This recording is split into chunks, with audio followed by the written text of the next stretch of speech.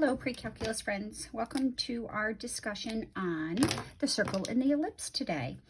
A reminder, hopefully you have seen this in your college algebra class.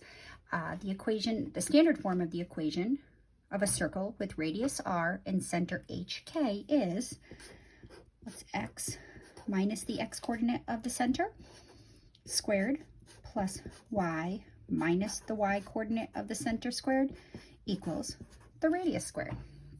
So x and y are left as variables, and we just simply plug in the h and the k, the known coordinates of the center, and then we square the radius.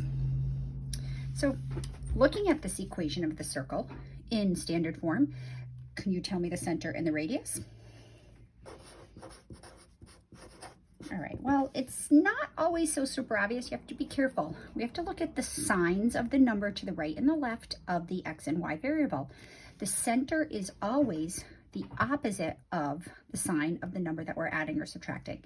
So for example, the center here, the x coordinate of the center, seeing it's x plus 4, the x coordinate of the center would be negative 4. And seeing it's y minus 6, the y coordinate of the center would be positive 6. And this all comes from our shifting laws. If we got rid of this right here and we just graphed x squared plus y squared, that would be equals 8. That would be a circle centered at the origin. This would give us a shift left, and that would give us a shift up 6. So this would go left 4 and up 6. And the radius, now be careful, this is the radius squared, so the radius is the square root of 8, but be careful, you have to simplify your radius. We would never leave the square root of 8. 8 has a perfect square factor of 4, so we're going to call this 4 times 2, and in turn, we will call the radius 2 square root of 2. All right, let's work in the opposite direction. Let's suppose I said find the equation of the circle, and I gave you the center and the radius. Well, using this template here, the equation of a circle is just x minus the x coordinate of the center squared plus y minus the y coordinate of the center squared equals the radius squared. Now we want to simplify this. We don't need to expand parentheses, so we're just going to leave this x minus 8 squared, but let's call y minus 0 just y squared. And then instead of leaving the 3 squared, we're going to call 3 squared 9. All right, well, of course, it's going to get a little more complicated in pre-calculus. We can take this, if we distributed the x minus 8 squared, we would get an equation of a circle in its expanded form. Likewise from here, so if we have an equation of a circle in expanded form, and it's not all nice and compact into its general standard form, how can we find the center and the radius? So let's look at this circle. X squared plus y squared plus 8x minus 10y minus 4 equals 0. We want to find the center and the radius of the circle. Well, in order to find the center and the radius, we have to get it into its standard form, so then we can quickly identify the center and the radius. Right? Certainly doesn't look like that. All right, so how do we do that? We put in standard form by completing the square.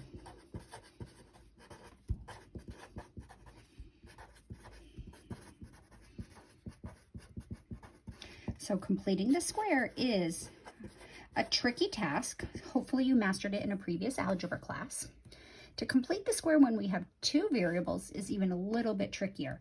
So what we do to complete the square is we're going to put our x variables side by side. So I'm going to put x squared plus 8x, those terms together. And I'm going to leave a little bit of a gap. I'm going to add, put my y terms together, y squared minus 10y. And then I'm going to bring the constant over to the other side. I'm going to bring the 4 over to the right-hand side. Right, now what we have to do, why I left those spots, is we have to add, I know it's corny, but I call it the magic number. We have to find a magic number to put here and here, such that when we add those numbers right there, we can turn these guys into perfect square trinomials. So how do we find a magic number? Well, the magic number for the x's, you take the number in front of the x, you take half of 8, half of the number in front of the x term. So you take half of 8, which is 4, and then you square the 4, which is 16.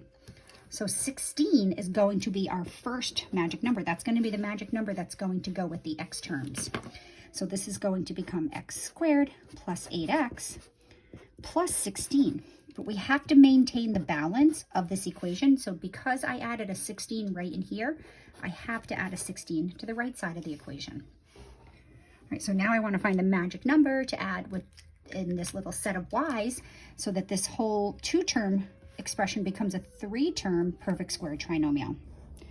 So I'm going to take half of this guy, so half of the constant in front of just the variable y, so half of negative 10 is negative 5, and then I'm going to square negative 5, and that's going to give me 25, so that's my other magic number.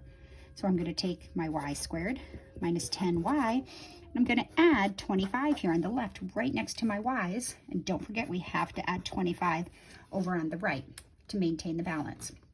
So we started with x squared plus 8x plus y squared minus 10y equals 4. We snuck a 16 in here next to the x's, so we added the 16 on the right. We snuck a 25 in here next to the y, so we added the 25 on the right. So now simply this is just 45. Over here, but what's going on over here? Remember, we chose 16 and 25, so something super cool happens. If you choose these magic numbers correctly, the resulting 3-term expression, the 3-term trinomial here, is going to factor perfectly, and the factors are going to be identical. Notice when we factor this, it's just x plus 4 times x plus 4. You can check. X squared, product of the last is 16, inners and the outers give me 8x. So this part becomes x plus 4 squared. See how it's starting to look like that? Now here, because we chose this number correctly, you can add anything you want to the left and the right sides, but if we chose something other than 25 here, then this would not factor nicely, and we want it to factor nicely, and we want our factors to be identical. So this is going to be y minus 5 and y minus 5. Now notice this is plus 25, but I needed minus 10y's in the center. So that's why I needed the negatives here. And whenever you're deciding whether to do plus plus or minus minus, just look at the sign of that term. Notice when we took half of 10, we got negative 5, and that's what appears in the parentheses. When we took half of positive 8, we got 4, and that's what we got positive 4 in both those parentheses. So this just becomes y minus 5 squared equals 45. So now it's in standard form. Now that it's in standard form, we know the center and the radius. It's screaming at us. There's the coordinates of the center, and there's is going to tell me the radius. So the center, now be careful. Remember, the center is always, we have to switch the signs. The x coordinate of the center would be negative 4. The y coordinate would be positive 5. And the radius is going to be the square root of 45, not 45. That's the radius squared, so we have to take the square root of it. And we're going to simplify the square root of 45. 45 is 9 times 5, so this is 3 square root of 5. So there's my answers. There's the center, there's the radius. So completing the square is an important task in this chapter. If you're struggling with that, please ask, and we can go over some more of these, okay? All right, that's what we need to know about circles. Ellipses are just elongated circles. They're circles that are stretched either vertically or horizontally. The standard form for the equation of an ellipse is, well, it starts out looking like a circle, x minus h squared, and we have y minus k squared over here. But the difference is we're going to have constants in the denominator, and these constants are going to be different. Well, technically they could be the same, but if a and b are the same value, then we're just going to have the equation of a circle. Because if these are the same, this was a squared and that was a squared, we could multiply both sides by a squared and we would have the equation of a circle. So circles are a form of an ellipse. They're an ellipse where these denominators match. So hk is going to be the center of our ellipse.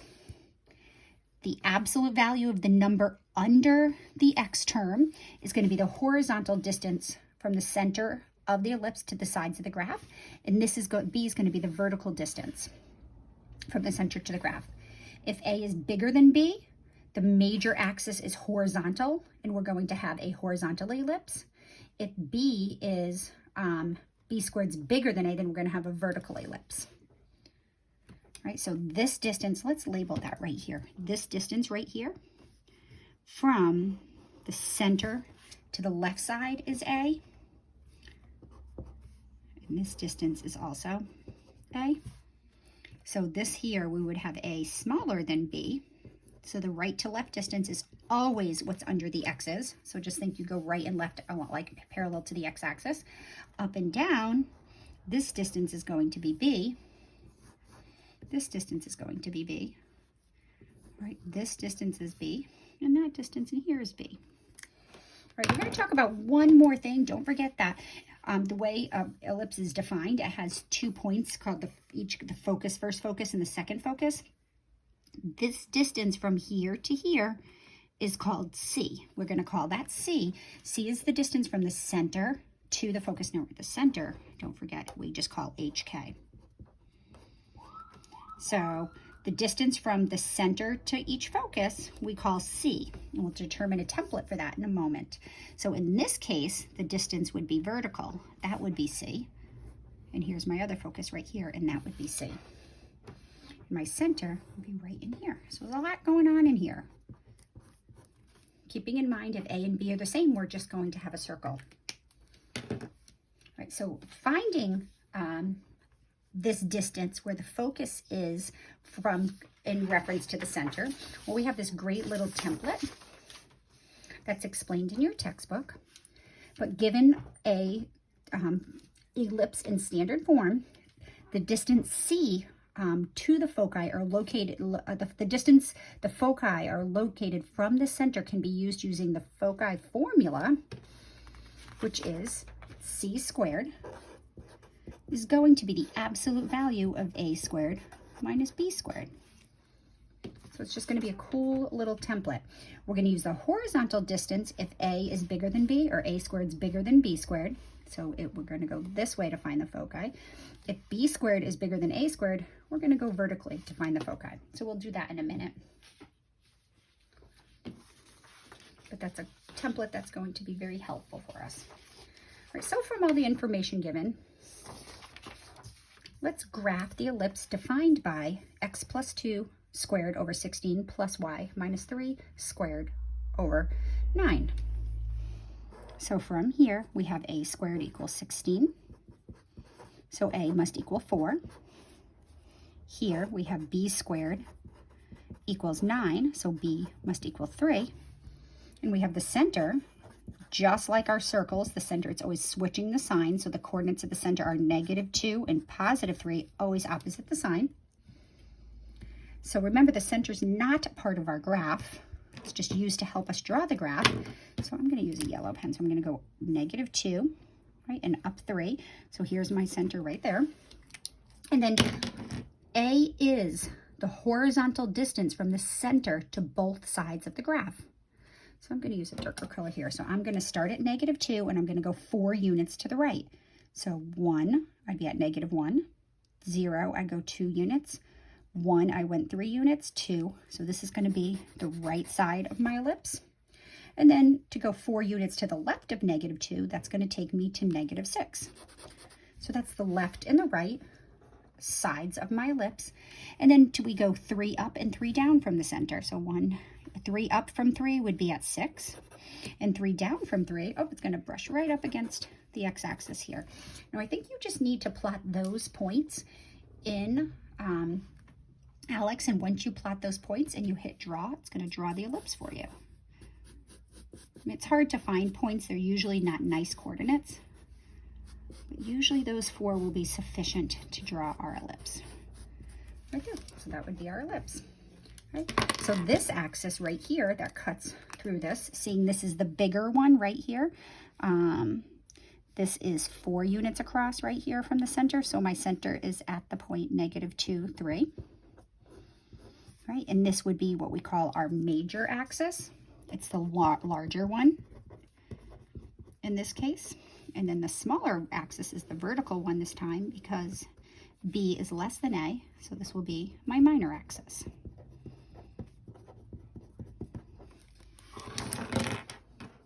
And that's it. Well, let's find the foci for this guy. So here's my equation. Let's find the foci, and then we'll locate them. All right, so let's find the foci of this guy. So we're going to use our foci formula.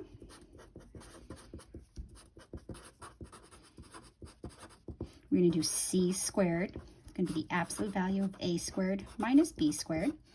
It's going to be the absolute value of 16 minus 9. Remember, this is already in the form a squared and b squared. So it's going to be, c squared is going to be, the absolute value of 16 minus 9 is 7. So c is equal to the square root of 7.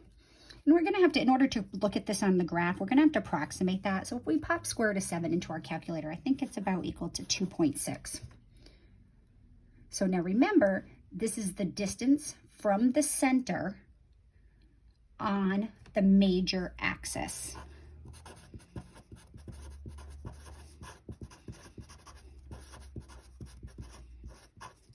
On the major axis, the longer one. All right, so we're going to go about 2.6 units, right, to the right and the left. So here I am at negative 2. So I'm going to find the exact values. I'm going to identify the exact coordinates of the foci, but on here I'll just approximate it. So if we start at negative 2 and we go about 2.6 units to the right, so 2 we're at 0 and 0.6 is going to be almost at 1. Here's 1 right here. So it's going to be probably about right here. So let's call this point F1. And then we're going to go 2.6 to the left. So negative 2, if I go 1, 2, I'm at negative 4, and I'm going to go almost negative 5. So that's going to be my other focus, F2. Those will be my 2 foci. So the exact coordinates of the focus are, each focus is, well, focus 1, notice the y coordinate is exactly the same because it's on the major axis. So the y coordinate is 3, but the x coordinate is going to be, well, we started at negative 2 and we went square root of 7 units to the right. So that would be my exact x value. Y coordinate is 3. And the second focus to the left here is we started at negative 2 and we went square root of 7 units to the left. So we went negative 2 minus the square root of 7, and the height is also at 3. So this distance from here to here is the square root of 7. Right? And the distance from here to here, from the center to here, all the way out to here was 4. And the distance from the center to the top was 3. So that's pretty cool. All right, well, again, we like when we're given an ellipse in this nice condensed form where the square has already been completed for us. What happens if the square is not completed for us? Can you complete the square and find the equation of the ellipse? This one's a little more complicated. It's a little more complicated because we have these coefficients out front this time. So there's a couple things we can do here. I think I'm going to look at it. So we have to complete the square to do this, but we have a problem here because we have these coefficients. Now, back in algebra, when we talked about completing the square and we were only completing the square in one variable, we would just divide the coefficient out. The problem is we have 2 different coefficients. So this becomes a little bit trickier. So really pay attention here, okay? We have to complete the square. Completing the square for circles is so much easier. So I'm going to get all my x's together, 25x squared minus 100x. I'm going to wait to leave that space for a minute. And then I'm going to do plus 4y squared minus 8y. Put all my y's together, and I'm going to bring my 4 over to the other side. All right, the problem is we cannot just take half of this number and square it and add it here because this 25 is going to cause us a problem. So we need to do, in order to complete the square, when the coefficient in front of the x squared term is not 1, we have to factor this guy out. So we have to factor this out, and we'll factor this one out, and we'll keep these separate. We're going to treat them as separate entities. All right, so we're going to call this 25. Pull the 25 out. So then we're just working with x squared. Don't forget to take the 25 away from there, minus 4x. Now I'm going to leave a space in there because that's where I'm going to put something, and this is what I'm going to make the perfect square trinomial. And I'm going to add to that. I'm going to pull the 4 out, and when I pull the 4 out, I get y squared. Yep, I just wanted to make sure that I didn't lose a sign. Okay, sorry, y squared minus 2. I'm going to leave a little bit of a gap, 2 y's. Leave a little bit of a gap. I'm going to call that negative 4. All right, so now this is where it becomes really, really super tricky. Because, not really, actually the next step. We're looking for these magic numbers to turn these guys into perfect square trinomials. Right, we want to turn these guys. So just kind of look at, ignore the 25 and the 4 for the moment. So in order to find this, we're going to take half of this. We're going to take half of negative 4, which is negative 2. Negative 2. And then we're going to square negative 2. And we're going to get positive 4. So we're going to put a plus 4 in there. So this is going to become 25 times x squared minus 4x plus 4. Right, now be careful because we didn't add 4 to the left side. We added a 4 inside of the parentheses. So really what we added to the left side here, this was an additional 100. So even though my magic number was only 4, because we have this factor of 25 on the outside, that's an additional 100 that we added to the left side. So I have to take this negative 4 and add 100. So I'll do that in a minute. I just want to make sure I leave myself enough room. Plus 4, y squared minus 2y. All right, let's find the magic number over here. So 1/2 of negative 2 is negative 1. We're going to square negative 1. We get positive 1. So that's going to be the magic number that we're going to add inside the parentheses. Now note though, we didn't just add a quantity of 1 to the left side. We added 4 times 1 because if we were to distribute the 4 back, we added a quantity of 4. So this was an additional. So this was an additional 4. So what we have over on the right side is going to be negative 4 plus this additional 100 plus that additional 4.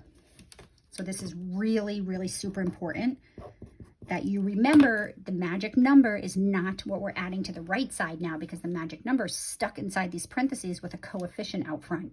So we have to account for all of that. So now because we chose this number wisely, notice this factors beautifully. X squared minus 4x plus 4 is just x minus 2. Whoops, why did I do that? Just make that a bigger x. X minus 2. Sorry, that's really bad. Times x minus 2. That's just plain old x. All right, so this becomes 25 times, I'll try to do this quick so you can just forget that I wrote that so messy there. That just becomes 25 times x minus 2 squared. And then we have plus 4. Well, because we chose this number nicely, y squared minus 2y plus 1 factors nice. This is y minus 1 times y minus 1. So it's going to be 4 times y minus 1 squared. And this is going to equal negative 4 plus 100 plus 4 is just 100.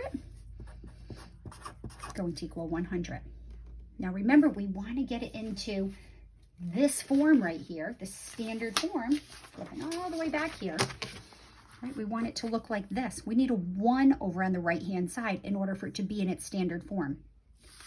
So now, in order to get this to be a 1, we're going to divide everything by 100. Woo! So now 25 over 100 is going to simplify. It's going to give me x minus 2 squared all over 4. Plus, will the 4 and the 25 simplify? And I'll just have y minus 1 squared in the numerator all over 25. And there's my 1. Woohoo! All right. You know, we didn't even answer the question yet. It says sketch the graph. So we had to do all of this to find the center and the dimensions of this ellipse. Right, so looking at this, right, a is equal to, we have a is equal to 2 because a squared is 4. We have b equal to 5 because b squared is 25. This times b is bigger than a, so we're going to have a vertical ellipse. My center is at positive 2, positive 1. All right, so So let's draw this. +2, +1, there's my center. Again, it's not part of the graph, remember. It's just a tool that we're going to use. And we're going to go right and left 2 units. So if I start at 2 and I go right 2, I'm going to be at 4. If I start at the center and go left 2, I'll be at 0. So that's the left and right side of my ellipse. B is 5. So if I start at the center and I go up 5, now remember I'm at 1. That center is the point 2, 1. If I go up 5, the top of my ellipse is going to hit 6. If I'm at 1 and I go down 5, the bottom of my ellipse is going to hit -4. So we can see that this is an elongated shape. It's going to, left side's going to hit the y-axis. It's going to bottom out here. It's going to come back up. It's going to look like that. All right, and the distance from the center to each side is 2.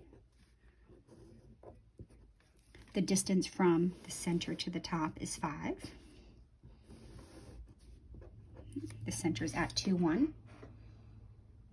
Okay, so some points, this would be the point 2, 6 is where it would max out. It would min out at 2, -4. Far to the right would be 4, 1. The farthest to the left it would go would be 0, 1. Where are the foci? Can you identify the foci for me? Well, let's keep in mind that c squared is equal to the absolute value of a squared minus b squared. So that's the absolute value of 2 minus 5. So c squared is 3. So c is equal to the square root of 3. All right, so the square root of 3 is about equal to, what is that equal to?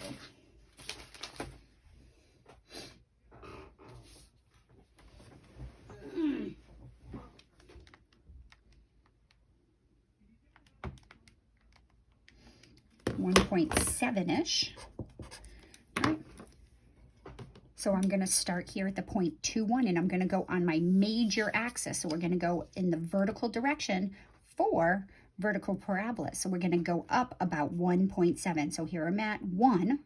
So I'm going to go up to 2, and here's 3. So about right here is going to be my first focus. And my other one, I'm going to start at 1, and I'm going to go down 1.7. So it's going to be about right here, right before -1. So focus 1 is going to be 1, or the x-coordinate is going to be 2 because we stayed on our major axis. The y-coordinate is going to be 1 plus the square root of 3. My second focus, focus 2, is going to be 2, 1 minus the square root of 3. All right, that's it, kids. Have fun with your circles and your ellipses.